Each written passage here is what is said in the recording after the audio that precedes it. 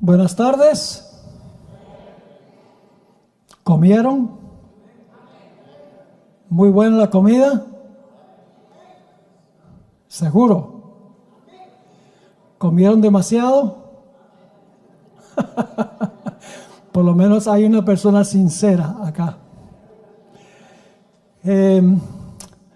Esta es una hora muy difícil porque cuando la gente come le da sueño. Lamentablemente así es, pero espero que lo que vamos a estudiar sea de suficiente interés que estemos bien despiertos, porque vamos a continuar la trayectoria de lo que estamos estudiando durante estos días. Antes de comenzar nuestro estudio, vamos a hablar de los Estados Unidos en la profecía. Queremos pedir que el Señor bendiga el estudio. Yo sé que ya hemos orado, acabamos de orar, pero siempre acostumbro a orar antes de predicar. Así que les invito a inclinar sus rostros y vamos a orar. Padre Celestial, ahora al abrir tu santo libro, pedimos que tu Santo Espíritu esté con nosotros. Danos claridad de pensamiento, corazones tiernos, capacítanos para no solo entender, sino proclamar el mensaje que tú has dado a tu iglesia. Te lo pedimos en el nombre, que es sobre todo nombre, el nombre de Jesús. Amén. Bien, vamos a repasar la cadena profética. Vamos a repasar la cadena profética. ¿Hay alguien aquí que no ha estado aquí antes, que viene por primera vez? Bueno, veo una o dos personas aquí que vienen por primera vez. Así que para beneficio de ustedes vamos a repasar la cadena profética. La cadena profética empieza con ¿qué reino? Babilonia. Después de eso viene Medo-Persia. Luego Grecia. Y entonces Roma. ¿Y luego qué pasa con Roma? Se divide en 10. ¿Y luego qué se levanta entre los 10? El cuerno pequeño o la bestia. ¿Y cuánto tiempo gobierna la bestia o el cuerno pequeño? 1260 años. ¿Y qué le pasa al cuerno pequeño o a la bestia al terminar los 1260 años? Recibe una herida de muerte. ¿Con qué? Con la espada. ¿Y qué representa la espada? El poder civil. Y no solamente recibe la herida mortal con la espada, sino que va al ¿qué? Al cautiverio. ¿Qué significa que va al cautiverio? Significa que los poderes civiles ya no los puede usar. En otras palabras, el cuerno pequeño, la bestia, está funcionando mientras puede usar la espada. Pero cuando ya no puede usar la espada, está atado. No tiene poder. Y dimos el ejemplo esta mañana de Satanás. Mientras Satanás puede usar los poderes civiles, que es su espada, está vivo y libre.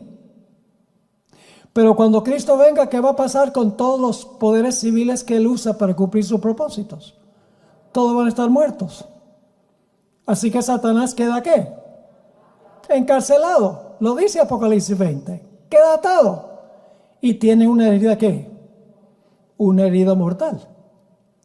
¿Se le sana la herida a Satanás después del milenio? ¿Se le sana la herida a Satanás después de los 1000 años? Sí. ¿Qué es el sana? ¿Y es suelto de su prisión al final de los 1000 años? ¿En qué sentido es suelto de su prisión? ¿En qué sentido se le sana la herida?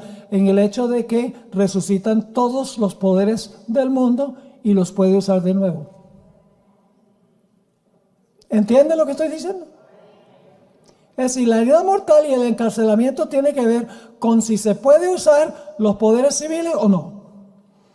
Cuando el papado puede usarlos, está libre y tiene la espada. Cuando pierde el apoyo, pierde la espada y termina preso, termina en la cárcel, por así decirlo.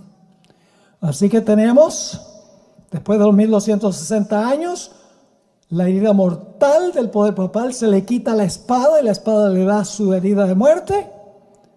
Y luego hay un periodo de ¿qué? Hay un periodo de tranquilidad.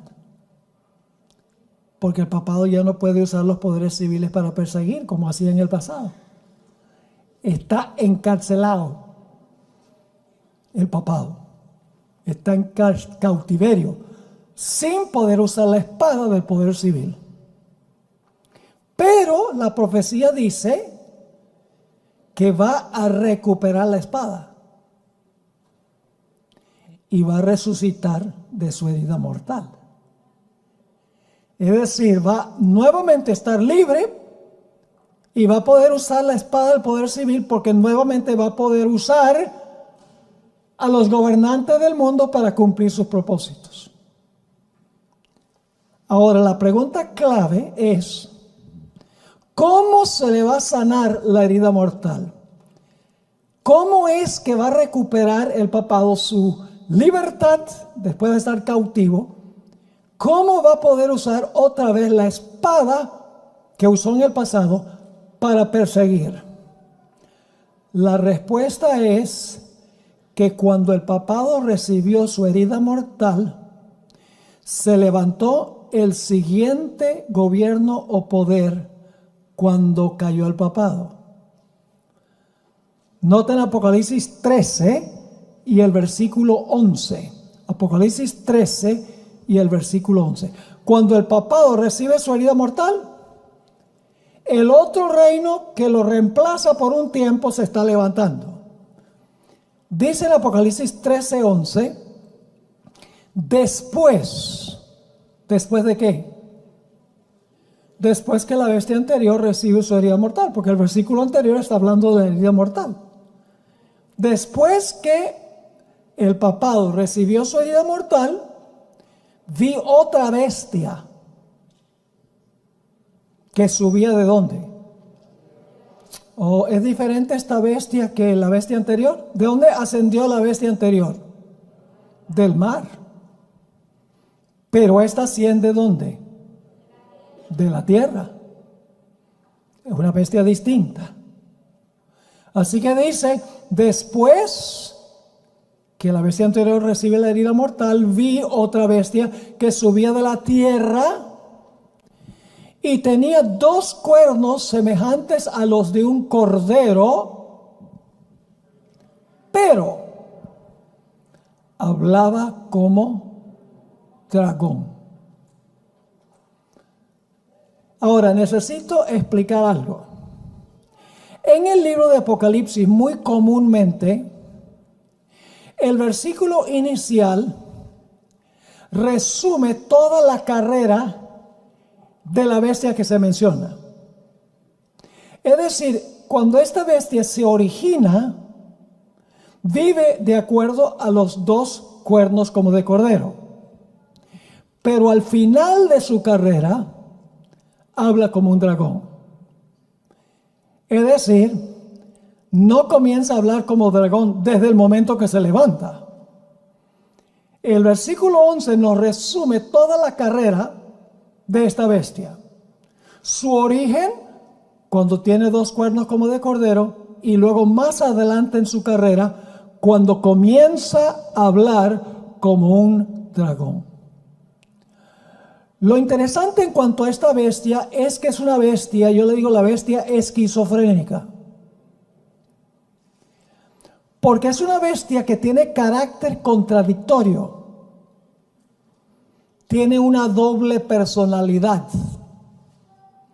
Al final de su carrera, eso es muy importante, al final de su carrera no se quiebran los 2 cuernos antes de que empiece a hablar como un dragón. Habla como un dragón mientras que tiene los cuernos. Es un dato muy importante. Nunca se quiebran los cuernos. Es decir, no es el caso que se quiebran los cuernos como de cordero, y entonces empieza a hablar como un dragón. No, está hablando como dragón mientras que todavía tiene los dos cuernos como de cordero en la cabeza. Es decir, profesa una cosa y vive otra. Ahora, este texto se puede traducir de dos maneras. Puede traducirse de la siguiente manera: tenía dos cuernos como de cordero, pero hablaba como dragón. O se puede traducir: tenía dos cuernos como de cordero y hablaba como un dragón. El punto clave es que esta bestia tiene un carácter contradictorio, porque tiene dos cuernos como de cordero, y dicho sea de paso, la palabra cordero aparece 29 veces en Apocalipsis, y las 29 veces se aplica a Cristo Jesús. El cordero en Apocalipsis es Cristo. Así que los dos cuernos como de cordero guardan alguna relación con Cristo Jesús. Y en el transcurso vamos a ver en qué sentido los dos cuernos como de cordero tienen una relación con Cristo Jesús. Los dos cuernos como de cordero son el lado positivo de esta bestia, mientras que la voz del dragón es el lado negativo de esta bestia. Es decir, esta bestia tiene un lado positivo, los dos cuernos como de cordero, y un lado negativo, que es la voz del dragón. Es una bestia que profesa una cosa, profesa respetar lo que representan los dos cuernos como de cordero, pero al mismo tiempo habla con la voz del dragón. Elena White explicó muy bien el carácter contradictorio de esta bestia. En el Conflicto de los Siglos, páginas 495 y 496, ella escribió lo siguiente: los cuernos como de cordero y la voz del dragón, del símbolo, indican una extraña contradicción entre lo que profesa ser y lo que practica la nación así representada. ¿Captaron lo que está diciendo? Leo de nuevo: los cuernos como de cordero y la voz del dragón, del símbolo, indican una extraña contradicción entre lo que profesa ser y lo que practica la nación así representada. Solo en flagrante violación de estas garantías de la libertad de la nación es como se puede imponer por la autoridad civil la observancia de cualquier deber religioso. Es decir, la hermana White dice que esta bestia profesa ser una cosa y resulta finalmente ser otra. Ahora tenemos que identificar a esta bestia. ¿Qué representa esta bestia que se levanta de la tierra? Le voy a dar 10 características. Número 1, es una bestia. ¿Y qué representan las bestias en las profecías? Naciones. El león, nación. Oso, nación. Leopardo, nación. Dragón, nación. Así que si aquí surge otra bestia, tiene que representar una nación. Hay que buscar un reino, una nación, un país, podríamos decir, un gobierno. Esa es la primera característica. Hay que buscar una nación que cumple esta profecía. En segundo lugar, la cadena profética nos dice cuándo se iba a levantar esta nación. Porque tenemos Babilonia, Medo-Persia, Grecia, el Imperio Romano, los 10 reinos del Imperio Romano, el cuerno pequeño papal romano, y cuando el cuerno pequeño pierde su poder, va a cautiverio y recibe la herida mortal, el siguiente reino que se levanta es esta bestia. Así que esta bestia tiene que levantarse después que el cuerno pequeño recibe su herida mortal. Porque tenemos la cadena. ¿Ven la importancia de entender la cadena? Sabemos exactamente dónde estamos cuando estudiamos la cadena, porque podemos seguir la trayectoria. Babilonia, Medo-Persia, Grecia, el Imperio Romano, 10 reinos, el cuerno pequeño, la herida mortal, 1798. Podemos identificar mucho más fácil qué nación es. Esta nación tiene que levantarse después que la primera bestia recibe su herida mortal. Tiene que ser después del año 1798. En tercer lugar, y esto tiene relación con lo que acabo de mencionar, la bestia de la tierra surgió alrededor del mismo tiempo cuando la primera bestia recibió su herida mortal. Vamos a leer Apocalipsis 13, 10 y 11. Si alguno lleva en cautividad, va en cautividad. Si alguno mata a espada debe ser muerto. Aquí está la paciencia y la fe de los santos. ¿Después de qué? Después que la bestia va en cautividad, después que recibe su herida mortal, dice: después vi otra bestia que subía de la tierra, tenía 2 cuernos semejantes a los de un cordero, pero hablaba como dragón. La siguiente característica es que la primera bestia se levantó ¿de dónde? Del mar, donde hay muchas aguas. Y en medio de los vientos que estaban combatiendo en el mar. ¿Qué representa el mar? Un lugar donde hay muchas gentes. Porque las aguas representan muchedumbres, naciones, lenguas y pueblos.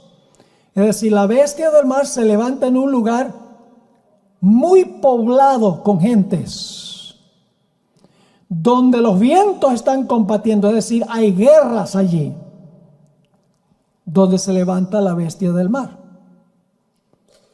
En contraste, la otra bestia que se levanta de la tierra, no hay aguas, pues se levanta de la tierra y no hay vientos, no hay guerras para esta nación levantarse. Todos los reinos anteriores tenían que pelear con el reino que vino inmediatamente antes. El oso tuvo que pelear con el león para ganar su poder. El leopardo tuvo que pelear con el oso para cobrar su poder. El dragón tuvo que pelear con el leopardo para cobrar su poder. Pero en el caso de la bestia de la tierra, no tuvo que pelear con ninguna otra nación. Sencillamente subía de la tierra donde no hay aguas y donde no hay guerras porque no hay vientos. Tiene que ser una nación que se levanta en un lugar distinto, pues no se levanta allá en el mar. Un lugar escasamente poblado donde no hay aguas y un lugar a donde no cobró el poder, derrocando a una nación anterior. Quiero leerles lo que escribió una revista en Irlanda. Se llama esa revista Dublin Nation y fue publicado en 1850 este artículo. Y dice así, solo una porción: un imperio americano está ascendiendo. Un imperio americano está ascendiendo. Nosotros los isleños, está hablando de Irlanda, nosotros los isleños no tenemos ni idea de los eventos extraordinarios que en medio del silencio de la tierra están añadiendo diariamente al poder y orgullo de esta nación gigantesca. Imagínense la terminología. Le está diciendo a los irlandeses, ustedes ni siquiera se imaginan los eventos extraordinarios de esta nación que se está levantando en medio del silencio de la tierra. Interesante cómo los escritores a veces reflejan el lenguaje bíblico sin hacerlo conscientemente. En 1975, Daniel Bernstein, quien era el bibliotecario de la Biblioteca del Congreso de los Estados Unidos, estaba presentando unas charlas en Londres. Y en una charla dijo lo siguiente: la fertilidad especial de los Estados Unidos consistía en el hecho de que su territorio estaba vacante. ¿Qué es lo que distinguió a los Estados Unidos? Su territorio era ¿qué? Vacante. Es decir, no estaba habitado. No tenía aguas. Y subió en silencio, sin vientos de guerra para guerrear contra otros, para cobrar de los poderes anteriores para cobrar su puesto.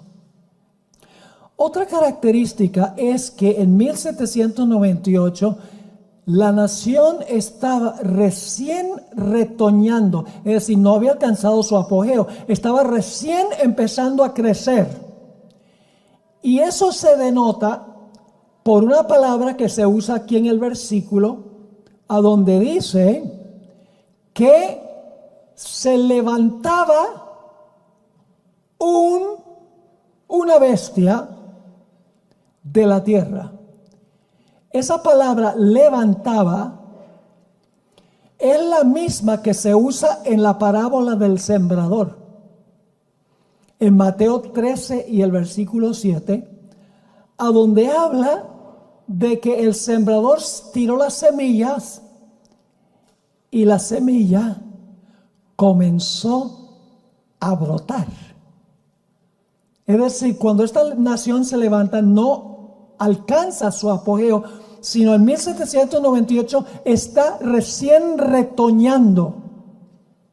Nuevamente, los escritores seculares nos ayudan mucho en esto.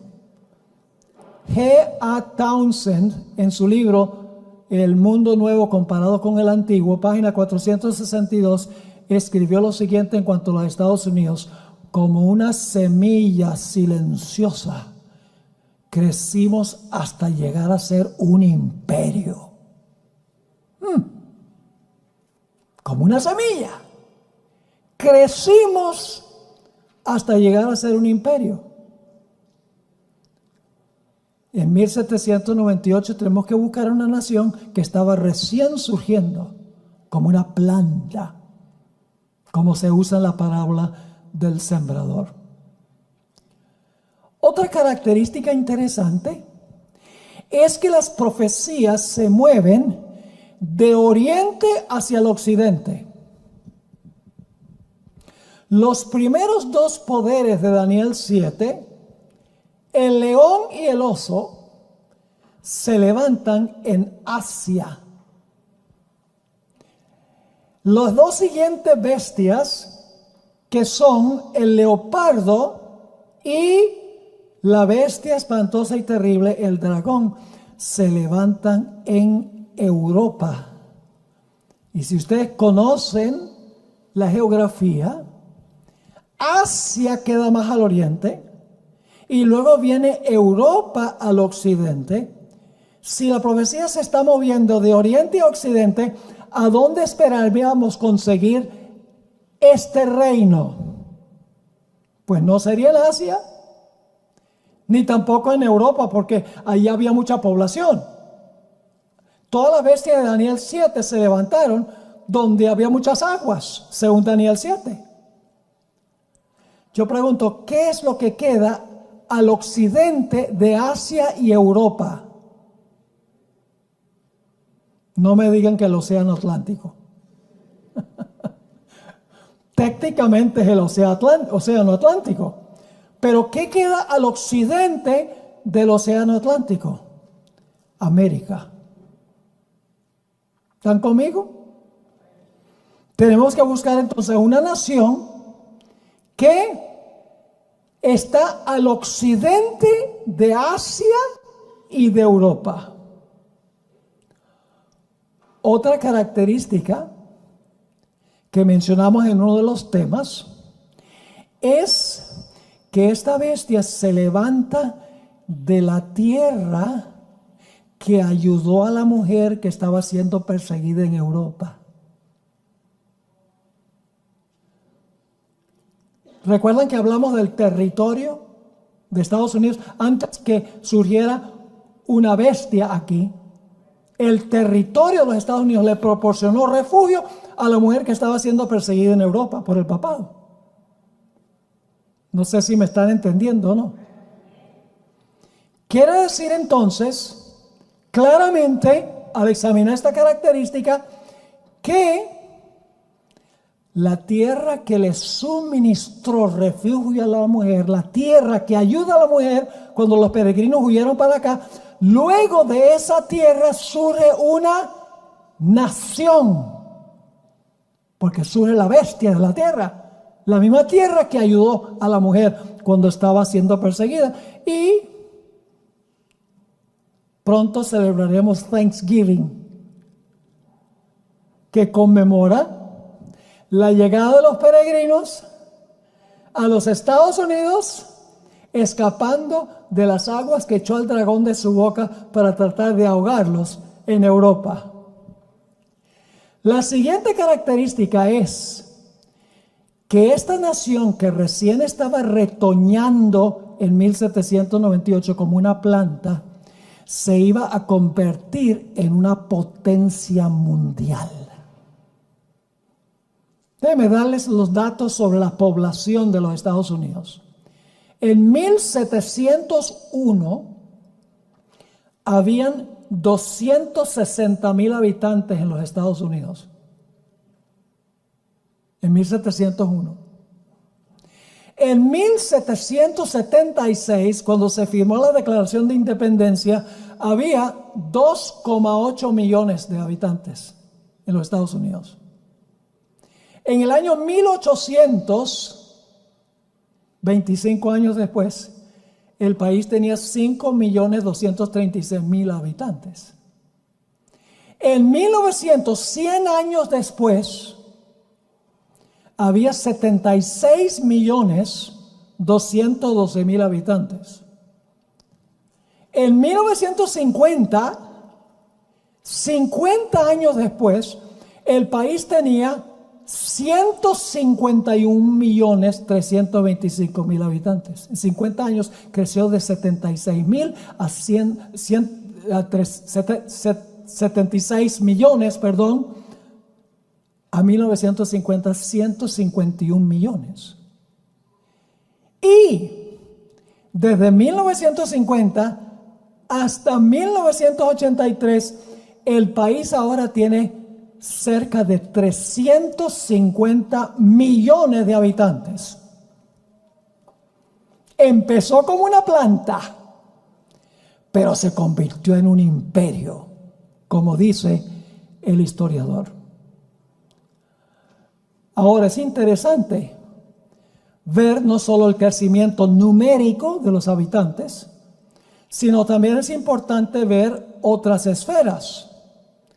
Los Estados Unidos se ha convertido en una nación con tremendo poderío político.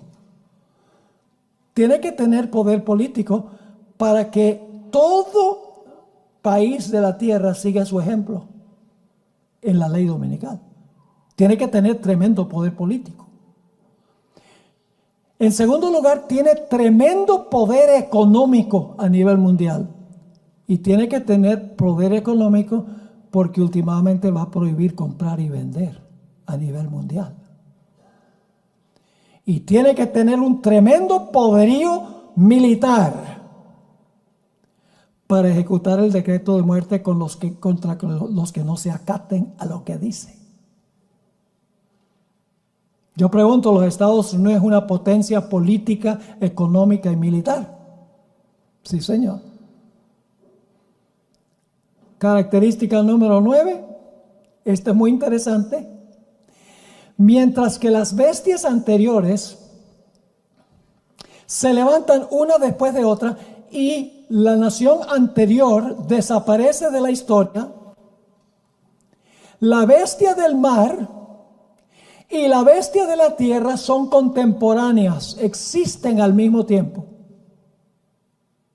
Pero la primera bestia es mucho mayor que la bestia que se levanta de la tierra, porque la bestia anterior gobernó 1260 años.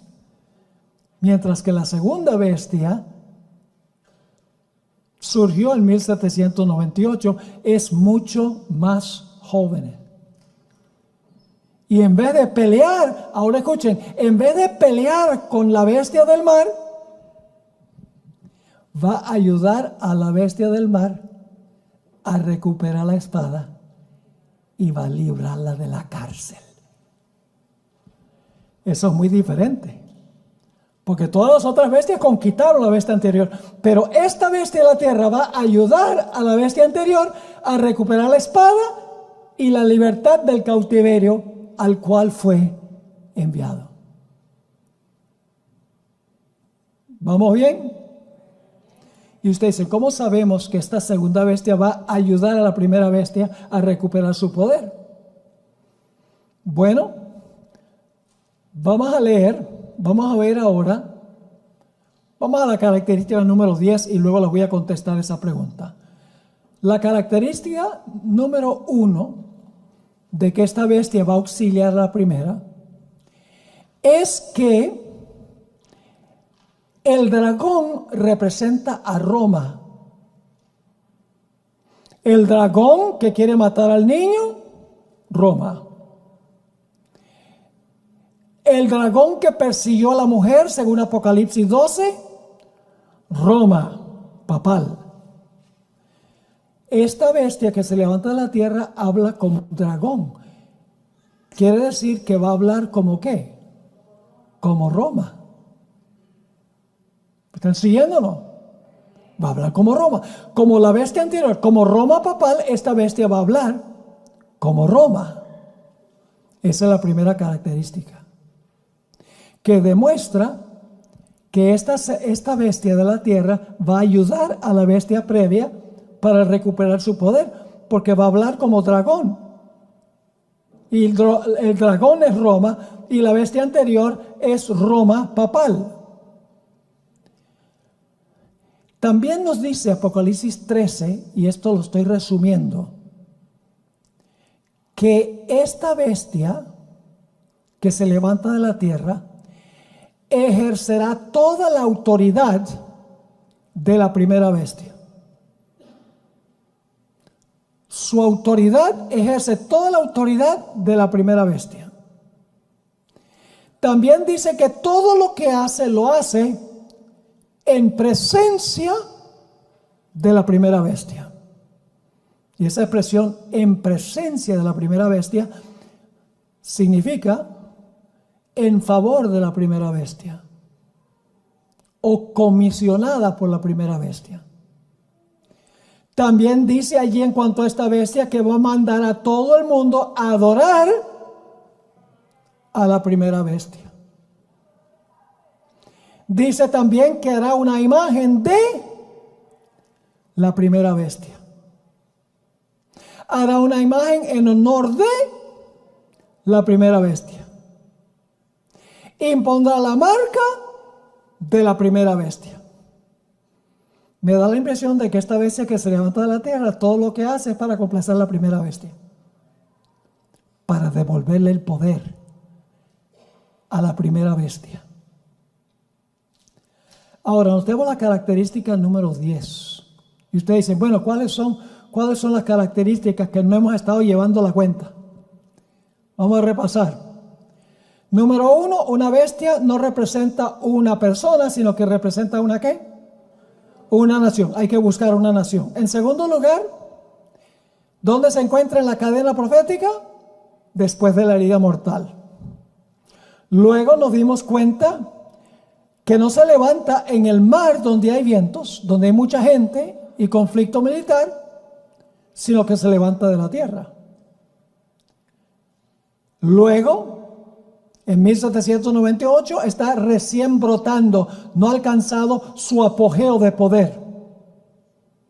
La siguiente característica es que no es en Asia ni en Europa, porque esas naciones se levantaron del mar, según Daniel 7.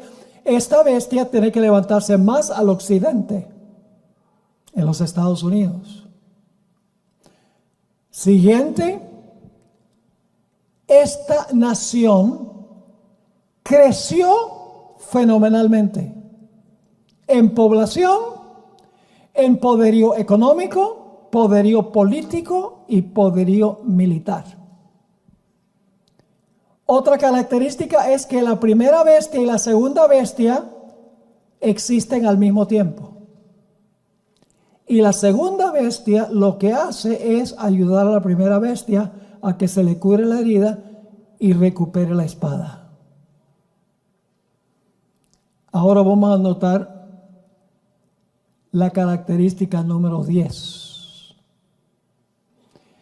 La característica número 10 es que tiene dos cuernos como de cordero. ¿Qué representan estos dos cuernos como de cordero? Bueno, quiero leerles un comentario de un comentarista famoso. Su nombre es Adam Clarke. Fíjense lo que dice sobre los dos cuernos. Así como la bestia con 7 cabezas tenía 10 cuernos, y estos representan los muchos reinos que se aliaron para apoyar a la iglesia latina, es decir, para apoyar al papado.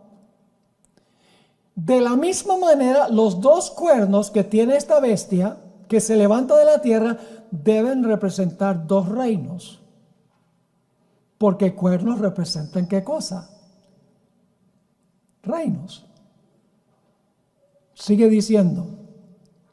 Pues si los cuernos de una bestia representan reinos en una parte del Apocalipsis, este símbolo también debe representar reinos cuando se usa en forma similar en otras partes del mismo libro. Así que los cuernos representan reinos. Reinos dentro de un reino. Porque los 10 cuernos todavía son Roma. Es una sola bestia, un solo dragón, pero son reinos dentro de ese imperio.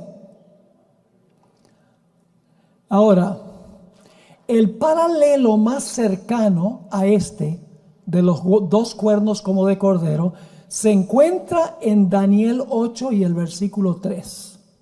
Ahí está la clave para entender qué representa esta bestia como cordero, pero que tenía dos cuernos. Noten Daniel 8 y el versículo 3. Alcé los ojos y miré, y he aquí un carnero. ¿Qué es un carnero? Es un cordero macho. Un carnero es un cordero macho. He aquí un carnero que estaba delante del río y tenía, ¿qué? Oh, tenía dos cuernos. Y aunque los cuernos eran altos, uno era más alto que el otro y el más alto creció después. Un carnero o cordero macho con dos cuernos. ¿Qué representan esos dos cuernos? No hay que adivinar, porque el versículo 20 dice que representan los dos cuernos. Dice en el versículo 20 de Daniel 8, en cuanto al carnero que viste, que tenía dos cuernos, estos son los reyes de Media y de Persia.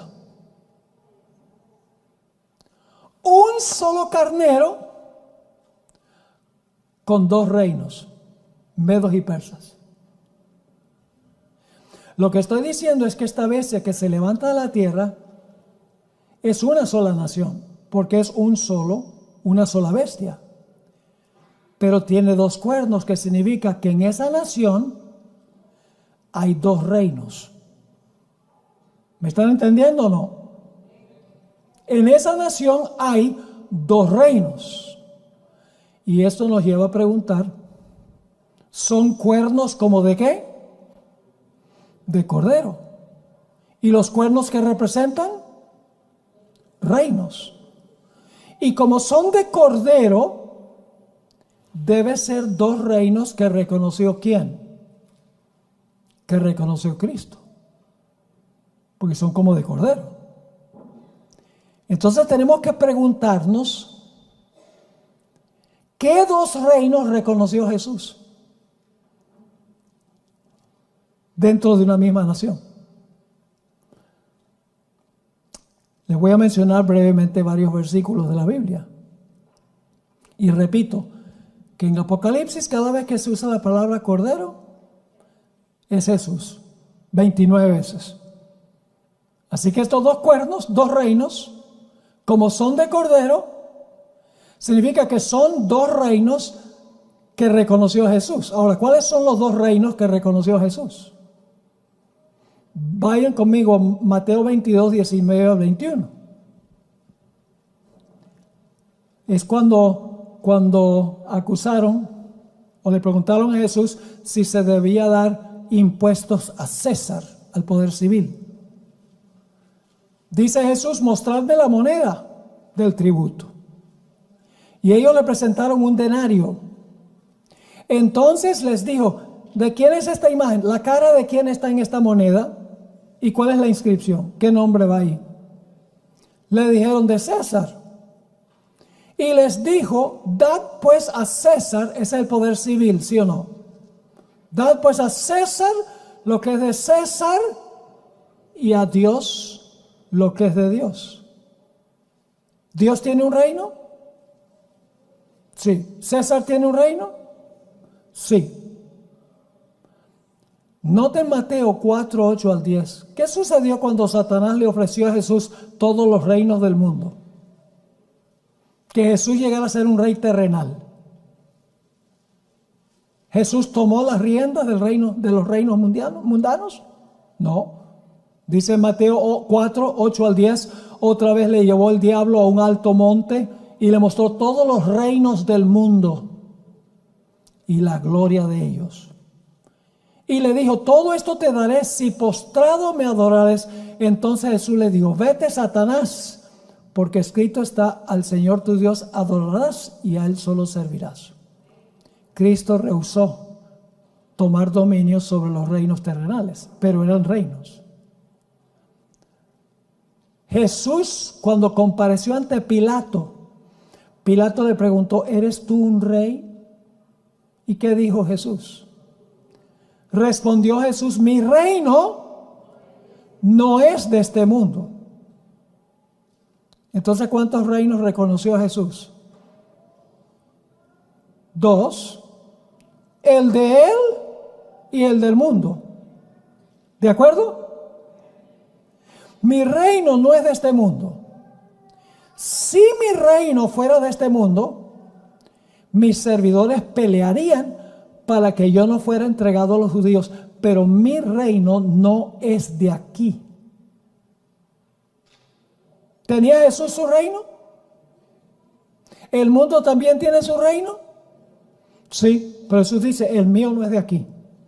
El de aquí funciona aquí, pero el mío no es de aquí.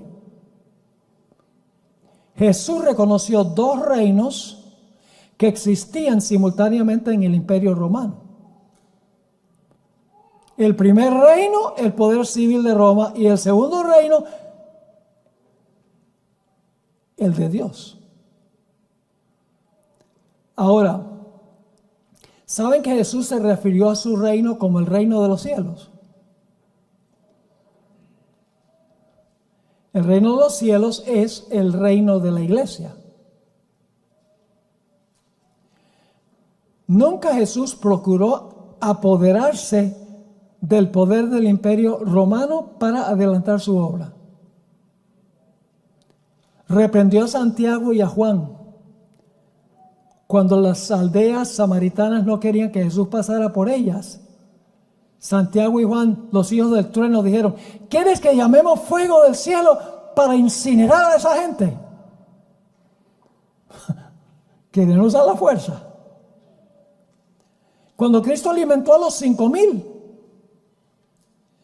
dice que querían apoderarse de él para hacerlo rey de este mundo. Jesús se fue.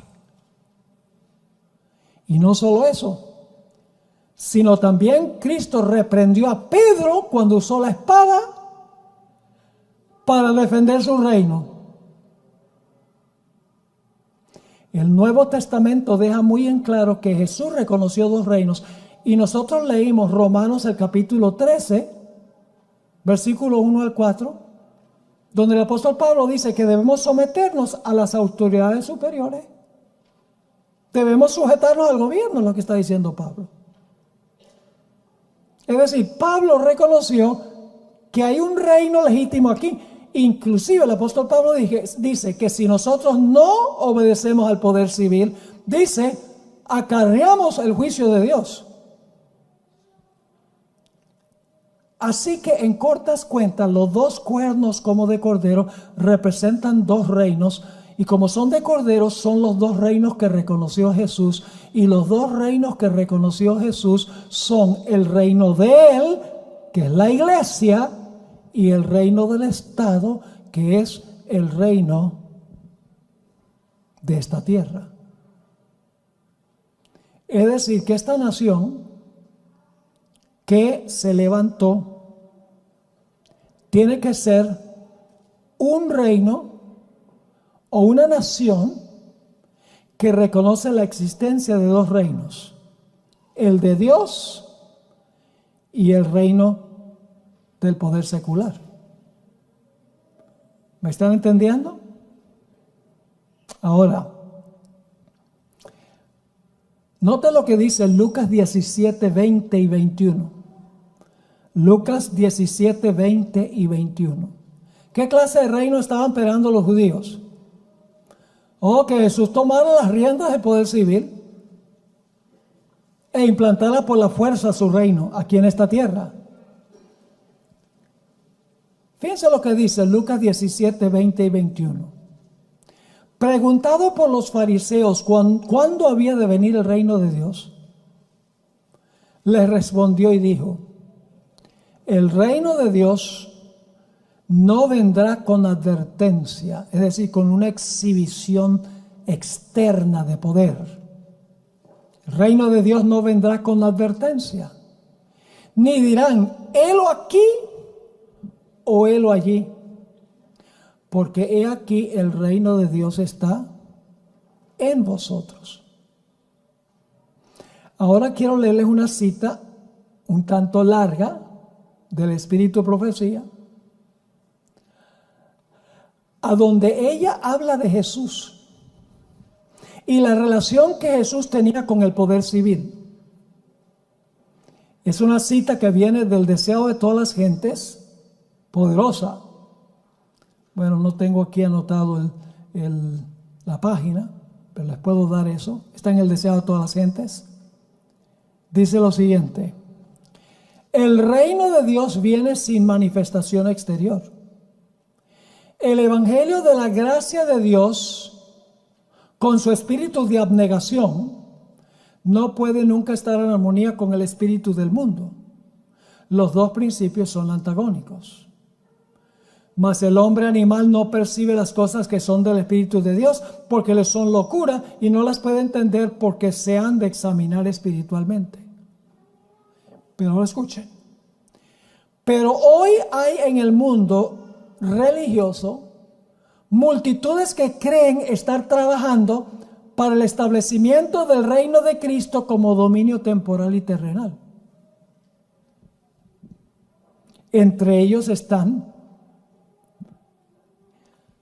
los de la extrema derecha en los Estados Unidos, que quieren que el gobierno prohíba, por ejemplo, el matrimonio homosexual, que el gobierno prohíba los transgéneros, eventualmente que el gobierno imponga el domingo como día de reposo. Ahora fíjense lo que sigue diciendo este texto. Pero hay en el mundo religioso multitudes que creen estar trabajando para el establecimiento del reino de Cristo como dominio temporal y terrenal. Desean hacer de nuestro Señor el rey de los reinos de este mundo, el gobernante de sus tribunales y campamentos, de sus asambleas legislativas, sus palacios y sus plazas. Esperan que reine por medio de promulgaciones legales impuestas por autoridad humana. Como Cristo no está aquí en persona, ellos mismos quieren obrar en su lugar, ejecutando las leyes de su reino. Ahora escuchen, el establecimiento de un reino tal es lo que querían los judíos en los días de Cristo. Ahora escuchen bien. Habrían recibido a Jesús si él hubiese estado dispuesto a establecer un dominio temporal, a imponer lo que consideraban como leyes de Dios y hacerlos los expositores de su voluntad y los agentes de su autoridad. Pero él dijo: mi reino no es de este mundo. No quiso aceptar el trono terrenal. Ahora la cita se vuelve aún más interesante. El gobierno bajo el cual Jesús vivía era corrompido y opresivo. ¿Cómo era el gobierno romano? Corrompido y opresivo. Por todos lados había abusos clamorosos, extorsión, intolerancia y crueldad insultante. Sin embargo, el Salvador no intentó hacer reformas civiles. Nunca encontramos a Jesús con un cartel en contra del matrimonio homosexual. No me entiendan mal. Matrimonio homosexual está condenado en la Biblia.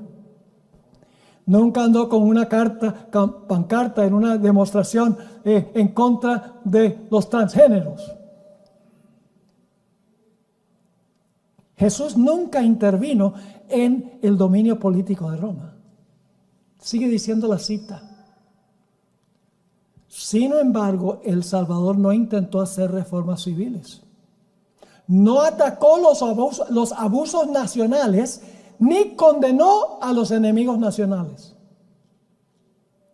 Jesús no dijo: esos musulmanes, hay que acabar con ellos. No. ¿Será que a Jesús no le interesaba nada de eso? Escuchen. El que era nuestro ejemplo se mantuvo alejado de los gobiernos terrenales. ¿Por qué? No porque fuese indiferente a los males de los hombres. No era indiferente a que el matrimonio homosexual y todo eso está en contra de la Biblia. No porque fuese indiferente a los males de los hombres, sino porque el remedio no consistía en medidas simplemente humanas y externas. Para ser eficiente, la cura debía alcanzar a los hombres individualmente y debía regenerar el corazón.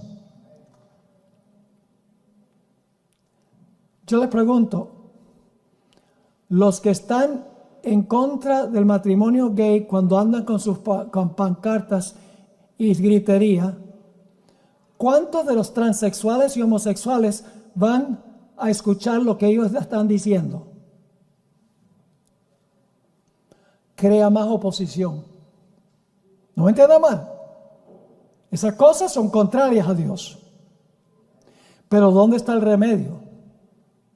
El remedio es el Espíritu Santo obrando en los corazones de esas personas. Porque el cambio viene de adentro hacia afuera. No por legislación, sino por la transformación del corazón. Jesús entendía eso. Por eso Jesús dijo: es inútil que yo critique a Roma, porque era costumbre, cuando una pareja no quería un bebé, lo dejaban a la intemperie que se muriera. En Roma, muy común. Todos los emperadores tenían montones de amantes que eran hombres. Sin embargo, nunca Jesús habló de esas cosas.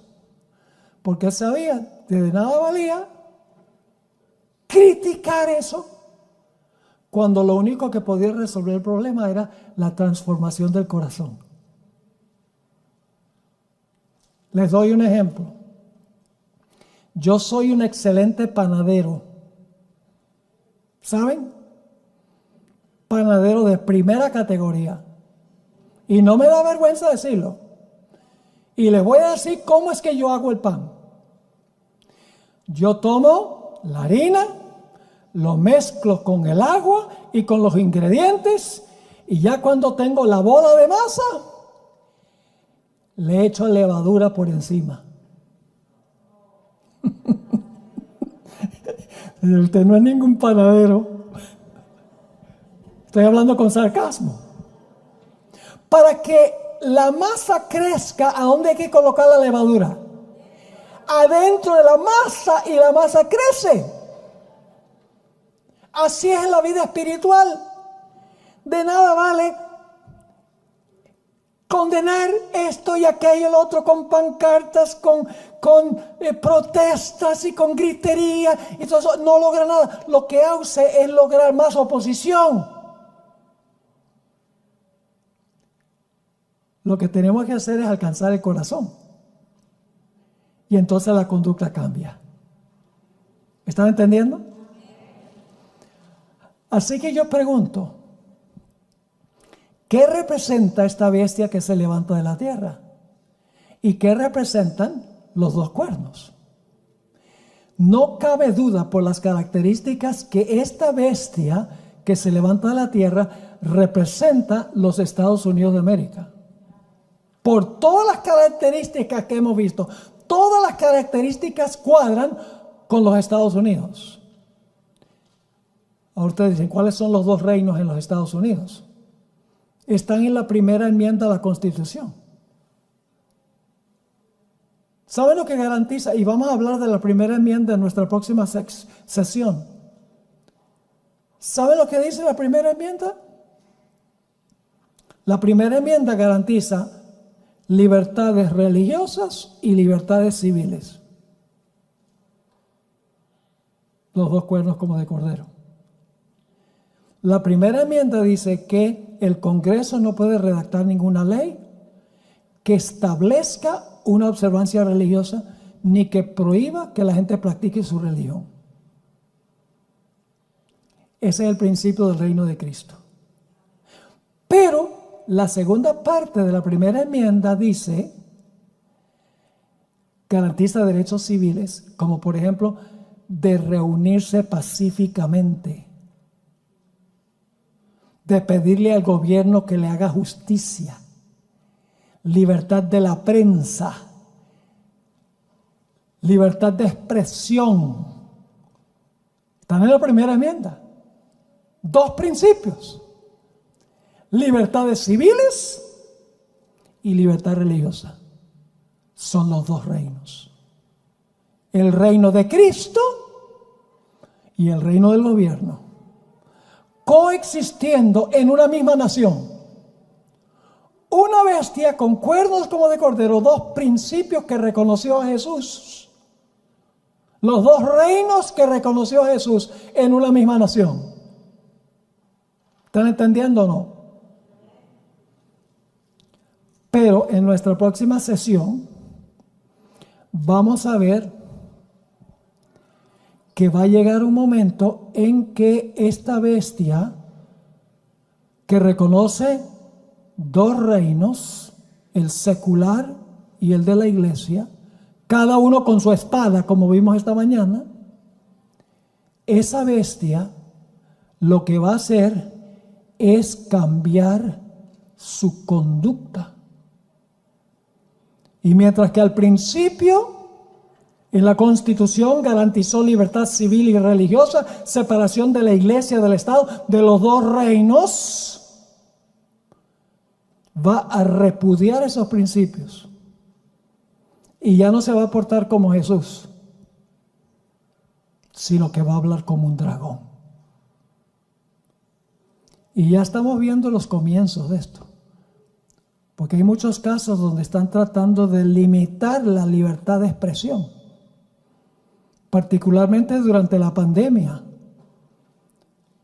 Cualquier medio de comunicación que decía que la gente no debía vacunarse era vetado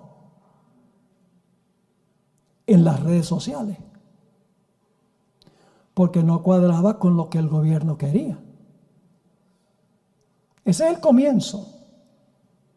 Y hay otras cosas que podría mencionar, a donde se está coartando la libertad de expresión, en muchos casos, que es una violación de la primera enmienda de la Constitución.